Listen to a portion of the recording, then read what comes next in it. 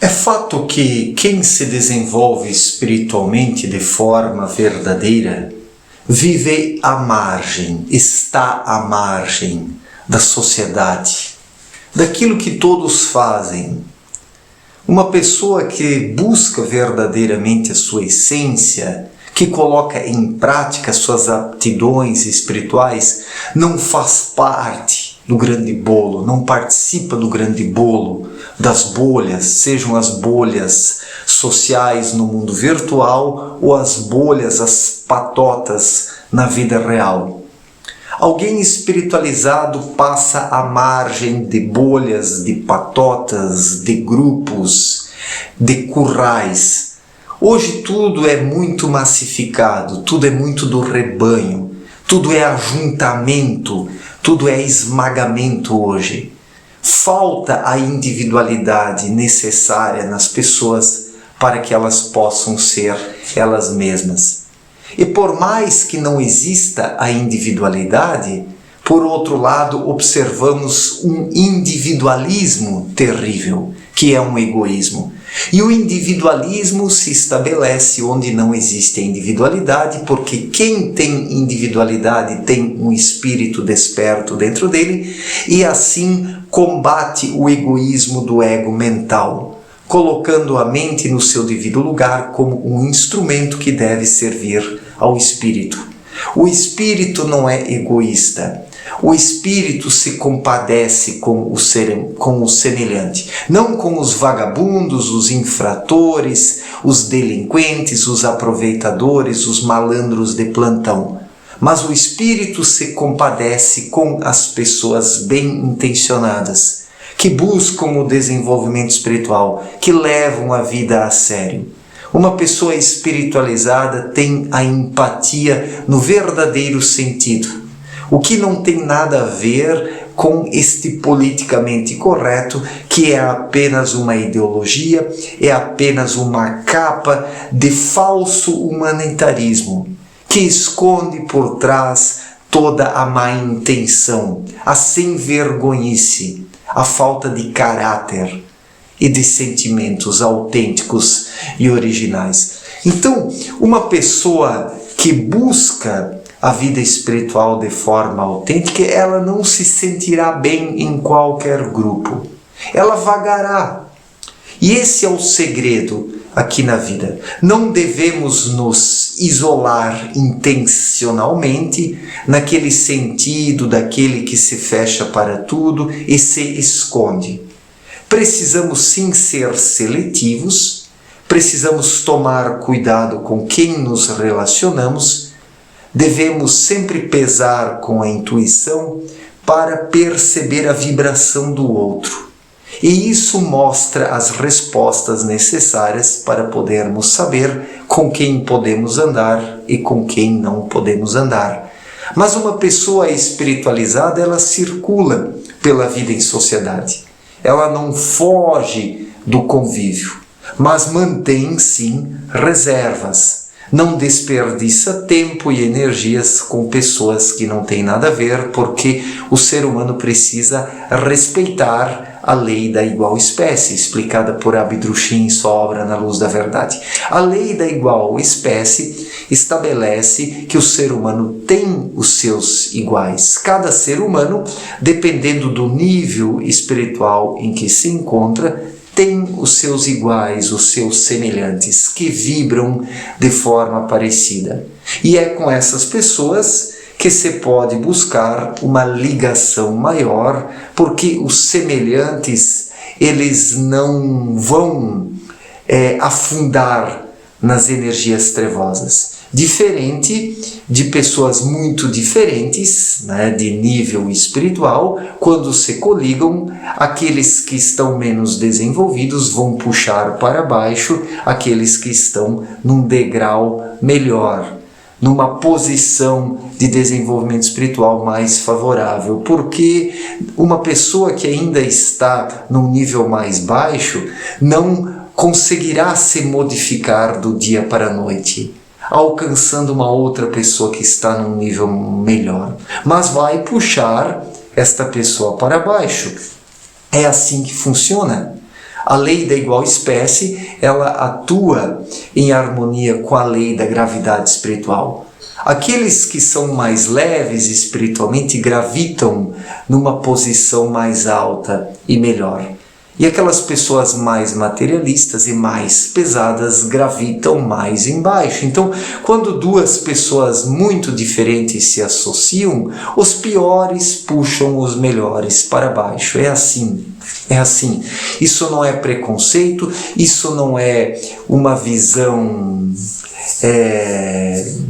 como eu poderia dizer, de colocar de lado determinadas pessoas, de excluí-las. Isso aqui não é uma exclusão que estou aqui pregando e defendendo, mas apenas estou sendo realista e mostrando como as coisas funcionam na vida real.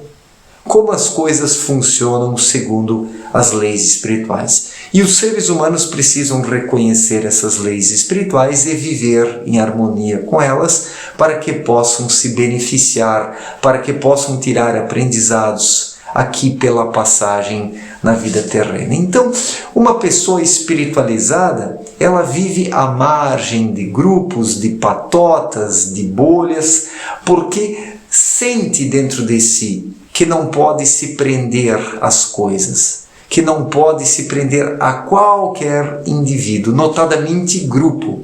Pior que prender-se a um indivíduo de um nível espiritual inferior é prender-se a um grupo, entrar num coletivo e deixar-se ofuscar pela energia deste coletivo. Esta é a pior coisa que pode acontecer na vida de uma pessoa. E alguém que busca o desenvolvimento espiritual, sinceramente, precisa tomar cuidado com isso. Claro, não deve ser arrogante, não deve ser prepotente, não deve pisar em cima dos outros, mas quem tem um espírito desperto dentro de si, mantém uma certa distância, mas com humildade, com serenidade, com sobriedade, sem arrogância e sem prepotência. Porque uma pessoa espiritualizada e humilde segue o seu caminho. Porque a humildade torna o ser humano mais fluido, mais flexível. Lhe confere uma capacidade e uma possibilidade de contornar as situações. Uma pessoa humilde não perde tempo se deixando ofender, se sentindo magoada por qualquer coisa. Os arrogantes, eles se sentem ofendidos, os prepotentes se sentem magoados por qualquer coisa. São pessoas mimizentas. Mas as pessoas humildes têm uma simplicidade. Então, mesmo quando alguma coisa prejudica uma pessoa humilde, ou alguém prejudica uma pessoa humilde, ela não leva isso tão a sério. Ela continua o seu caminho porque sabe que tem muito mais a ganhar seguindo o seu caminho do que parando para bater boca e se irritar com alguém que não vale a pena. Então, a humildade, ela é libertadora, porque a humildade desprende, enquanto que a arrogância, a prepotência, todas essas visões erradas, essas percepções erradas prendem e fazem com que os seres humanos afundem e se percam aqui na passagem pela vida terrena.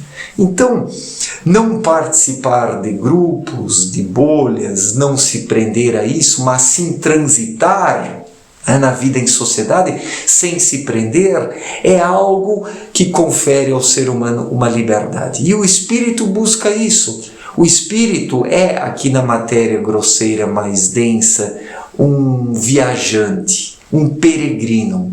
Alguém que está aqui para passar pelas situações, para aprender, para se desenvolver, para evoluir, mas sem se prender. Porque o preendimento não permite o desenvolvimento, enquanto que o desprendimento favorece o ser humano, ele auxilia no seu desenvolvimento espiritual, fazendo com que possa seguir sempre adiante, se tiver a humildade dentro de si. Humildade que não tem nada a ver com coitadismo, não tem nada a ver com ser um pobrinho, não tem nada a ver com se fazer de vítima.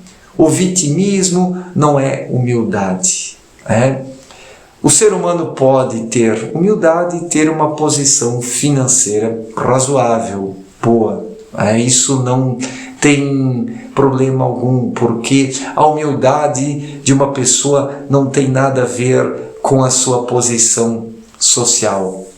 Existem ricos, coloquemos aqui entre aspas, ricos humildes e ricos prepotentes, como pobres humildes e pobres arrogantes. Não é a posição social que faz de alguém arrogante ou alguém prepotente, alguém modesto ou alguém vaidoso e inconsequente nas ações e nos pensamentos, mas sim a índole da pessoa, como ela toma a sua vida espiritual, como ela encara a sua vida, como ela percebe as coisas, como ela ouve ou não ouve a sua intuição. Isso sim é que é determinante. Se o ser humano tem contato consigo mesmo, com a sua vida interior, se o ser humano exercita e pratica os valores da vida interior, isso sim é determinante para o seu desenvolvimento espiritual, para a modéstia, para a humildade, para a qualificação do espírito, seja aqui na vida terrena ou em outros planos da criação. Então, viver à margem da sociedade, viver à margem dos grupos, sem se isolar, sem o isolacionismo, se é que existe essa palavra, é algo positivo, porque alguém que é um indivíduo de fato, alguém que está individualizado, sem ser individualista, sem ser egoísta, não vai se prender a tendências, a grupos, a modismos, a visões pré-estabelecidas, estanques e amarradas. Alguém que tem um espírito desperto vai sempre optar pela mobilidade, pela flexibilidade, pela fluidez, pelo movimento espiritual, porque o movimento é uma lei nessa criação. O ser humano precisa sempre estar em movimento, mas ele perde o movimento por causa do uso unilateral do raciocínio, por causa do excesso de mente. O excesso de mente imobiliza e estrangula o espírito, e assim ele não se faz perceber, e o ser humano, no todo, perde a mobilidade e o movimento, porque a mente estrangula o espírito. Quando conferimos a ela o domínio, o poder e a administração da vida. Tudo isso precisa ser conferido ao espírito e a mente deve ser utilizada como um instrumento. Quando assim é, o ser humano é modesto, é humilde e vive à margem da sociedade e dos grupos, sem se prender a nada e a ninguém. Isso é libertador.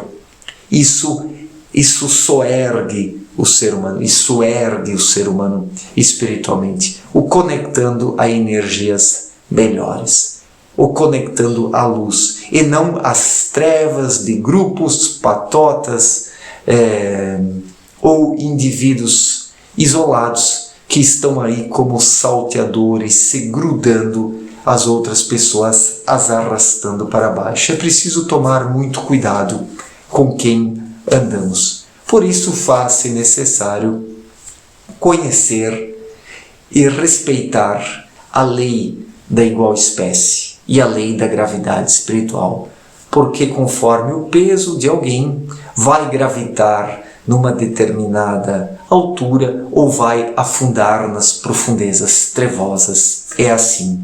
Por isso que o ser humano precisa vigiar constantemente e orar para manter-se conectado à luz, para dispor de uma leveza, para levitar acima das trevas, porque do contrário será tragado pelas trevas e afundará nas trevas. Certo, gente? Muito obrigado pela atenção, forte abraço para todos e até a próxima. Valeu!